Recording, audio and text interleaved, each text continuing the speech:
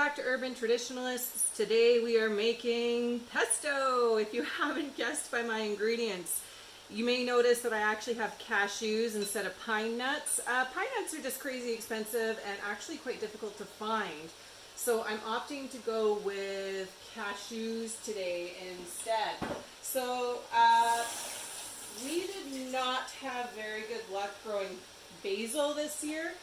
I tried growing it 3 times. The first time it didn't seed, the second time slugs ate it all, and the third time it did not seed or germinate. So pretty frustrating. I was really looking forward to an abundance of pesto and basil to dehydrate and what have you, but it just didn't happen. Thankfully, excuse me, my local favorite farmer grew way too much basil and was selling it crazy cheap. She was doing like $10 bags, just like stuffed bags, and then those bags started to wilt, and so the wilting basil was discounted even further. So I got this for just pennies. You wouldn't even believe it if I told you. So this whole thing was probably like $1. So I can't even believe it. So excited. So we're making pesto. I never made it before. I made it yesterday to try the recipe, and I'm really happy with how it turned out. So my goal today is to take the recipe I found and do it 6 times over. So the recipe I'm using, which I will link in the comments, is 1 cup cashews, 1/4 cup olive oil, 3 garlic cloves, 3 tablespoons lemon juice, 1 cup of basil, 1/4 cup parm, and then salt and pepper. So these are the ingredients here, measured out times 6.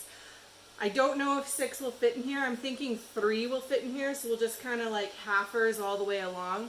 I did find yesterday I had to add more olive oil than the recipe called for, so this is measured out for 6 recipes. However, I'll probably have to add a bit more. So we're going to start off by doing 6 cups of basil. This is a 4-cup measure when you kind of pack it down, so we'll see if we can fit 4 cups worth in our food processor here.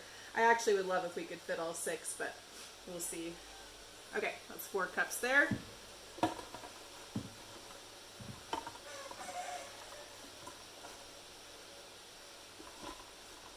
feel like 3 probably would have been better. Maybe we'll just aim for the 3.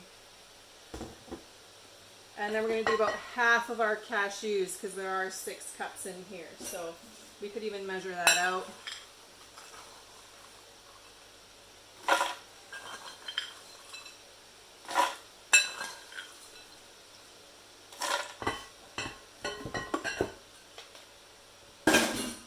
Do about half the olive oil, but I don't know, I feel like I will put a little bit, just a little bit extra in there, just because I found it to be quite dry yesterday. Parmesan cheese. I don't have any fresh Parmesan, so we're just going with kind of the store-bought kind. I'm going to do about half of that.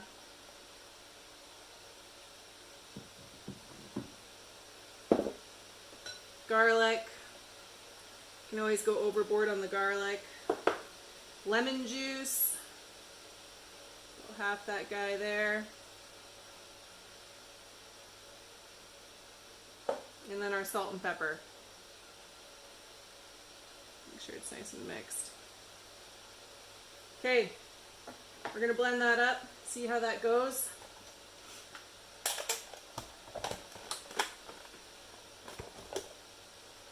That is looking really good. I am going to actually just continue to add our next half of the recipe here. I can't even believe how much basil this is. I could even do more.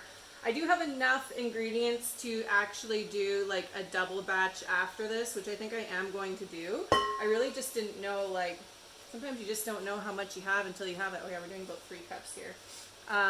So I think I might even do a double batch after this.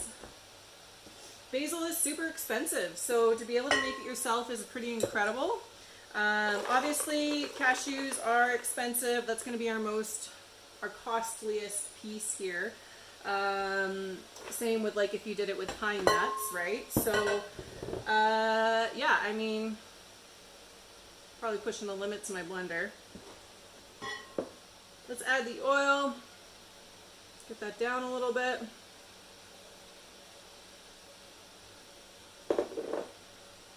Lemon juice, garlic, salt, pepper.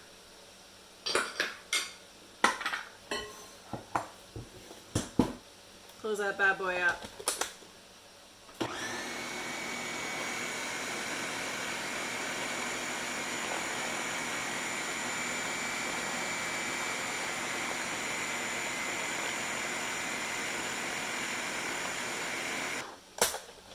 We are a little full, but I think it'll be fine. Let's get this rest of that down there. This is actually the point where I feel like I could even use just a little bit more olive oil just to get some more moisture in there. It looks really good. I'm happy with the consistency, but just to get it properly blended, I think I'm going to add just a little bit more olive oil to that.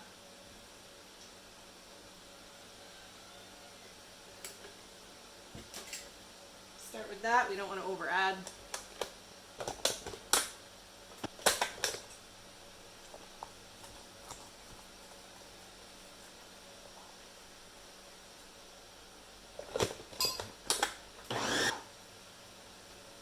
Okay.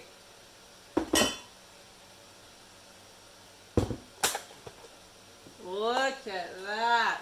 Oh, it's so good. I can't say enough about this blender. It's kind of a knockoff of the Vitamix. It's a Ninja brand. We got it on sale, and it is, I literally couldn't use anything else for food processing. It's just amazing. Use it for salsa and all that type of stuff that needs blending down more to a mince, and it's just fantastic. So we took a bit of a pause from pesto making and put some of that pesto to good use right away. Rhett came home mid-filming and the whole house just smelled amazing. He couldn't help himself, so he just made 5-star meal if you ask me. And we're gonna just take a quick break from our processing here and enjoy this, because that just looks incredible and it's hot and ready to eat. So, homemade pesto, homemade cashew pesto. How good does that look? Oh man, that was the most delicious meal I've ever had. That's what happens when you live with a chef and make fresh pesto, and he's just got to take advantage of it right away. The best thing about it is it's like 9:30 in the morning right now. So we just literally ate that pasta for breakfast. So good. All right, let's finish this. So what I'm going to do for preserving the pesto is I've actually oiled up a bunch of containers here, like muffin tins and ice cube trays, and I'm going to put the pesto in pucks and then freeze it in pucks. And the oil, I'm hoping, will make it come out a little easier. But typically if you just run hot water like on the back of your pan, it'll pop out anyway. So we're going to fill these containers with all this pesto, put it in the fridge overnight, and then I'm going to vacuum seal them. Probably, 3 or 4 pucks of vacuum seal, enough for a meal. And then that way we can just pull it out of the freezer when we're ready. So I'm going to start with this guy right here. And it doesn't need to be exact. This isn't a science. We're just essentially freezing it in blocks so that it's not all getting frozen in a big chunk. And then you can't separate it when you want to use it, or you don't want to defrost the whole thing. So we're just going to freeze it in chunks. I know some people freeze this in like mason jars. This is essentially the same thing, but I would rather keep my mason jars for shelf preservation, and I would rather vacuum seal them so that they don't have any air in them.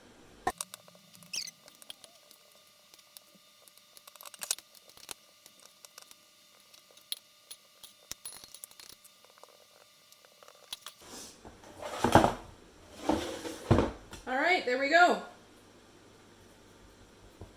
I don't know, what do I take a little bit from everyone and fill this last one? So I didn't need the ice cube trays, which I'm actually kind of happy about because I kind of like the portions of these a little better. But we figured we've probably got over $100 worth of pesto here just based on that bowl and how full it was, which I'm so thrilled about. And I still have a ton of basil left. So we might just keep that fresh and use it fresh, and because I feel like we've got enough pesto, and I'm happy with how much I dehydrated. I'm happy with how much I froze because I would like to use the frozen for tomato preservation like later this fall. So yeah, I feel pretty happy with this, and we're gonna stick this in the freezer and then leave it in the freezer overnight, and we'll vacuum seal it tomorrow, and then it'll just permanently sit in the freezer until we are ready for it. Perfect. That is the biggest part of the job done. Welcome back here. It is 7:45 in the evening, so we're almost 12 hours from when I originally did this. And these are the pucks. So they did come out of the muffin tins okay. I had to put a knife in and then just sort of go around the edge until it popped out, but I'm pretty happy with them.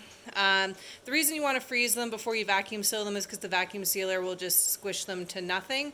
So I've got my vacuum sealer set up here. I'm not going to film this whole process. It all is very repetitive, but I will show you the final product when I'm done.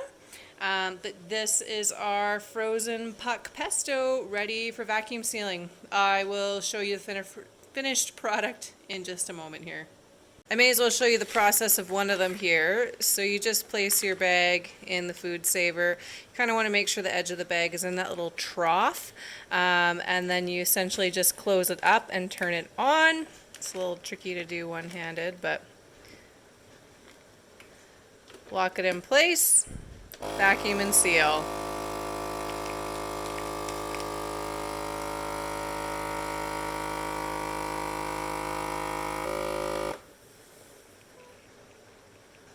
And then it'll seal. And then once it's all sealed up, you can open her up, ready to go. There she is. So that's what, 2, 4, 6, 8, 10 packs. 2, 4, 6, 8, 10 packs. Super happy with that. I think that's even more pesto than what we'll use in a given meal. So we might even have some left over in the fridge. But I wanted to freeze more than enough in one pack. I didn't want to be short. So that's kind of what I've done here. I'm so happy with how this turned out. I've never made pesto before, and I've never processed it for like long-term storage either. So this whole video was a first for me. I love it. It's probably going to be something I have to do every year now. Yeah, there you go. All going in the freezer, ready for dinners in the winter. Fresh cashew pesto. Hope you guys like this video. Would love it if you could like, subscribe, share, all that good stuff. If you like pesto, if you like good meals with friends, and there's no reason why this video can't benefit someone else. We're a new channel, so any like, subscription, comment always means the world to us. And let me know if you give this a try or what your pesto recipes are like. All right, see you guys. I'll catch you next time.